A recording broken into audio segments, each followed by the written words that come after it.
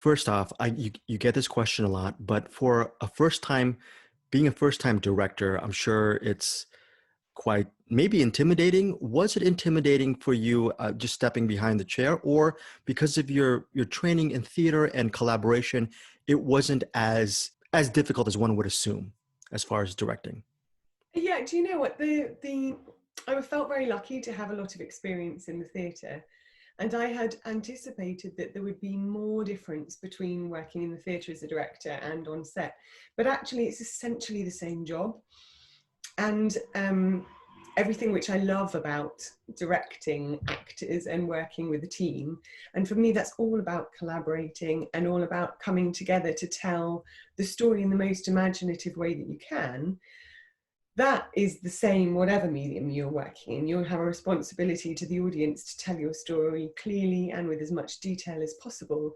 And the joy of getting to work with a team of brilliant creative people doing that keeps you going, even if there's a steep learning curve in terms of elements of a process that you might not be very familiar with. I was really grateful to have made several short films first, so it wasn't my first time behind a camera, but the challenges of film weren't really what I expected. I thought that the technical knowledge would be the most tricky thing, and actually it was for me much more about timing, with the fact that you just don't get very long and there's always someone saying, all right, final shot, final shot. And the other part of it was the fact that you have to shoot out of order and you can't go back and change things.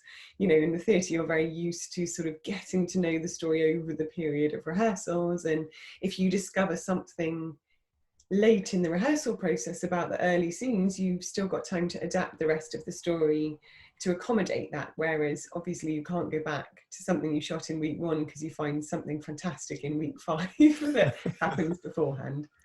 You know, can you talk about the key to I love that this story didn't follow predictable beats, and the emotional moments didn't seem saccharine or cloying.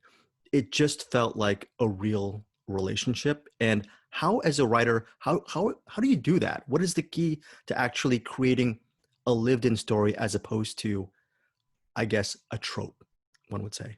Well, I think it's about writing what you care about, because then you write honestly as well. I really feel like I mean, I was very lucky to write a story which wasn't based on anything, so you're not trying to sort of meet certain markers. And for me it's really important as a writer to be spontaneous and to not plan too much, because I feel like if I tried to plan it in 3 or 4 pages, there's no way that it would surprise an audience, because I couldn't write anything, you know, just on spec that has those sorts of twists and turns. They take a long time, and they take you knowing the characters in order to understand how they behave.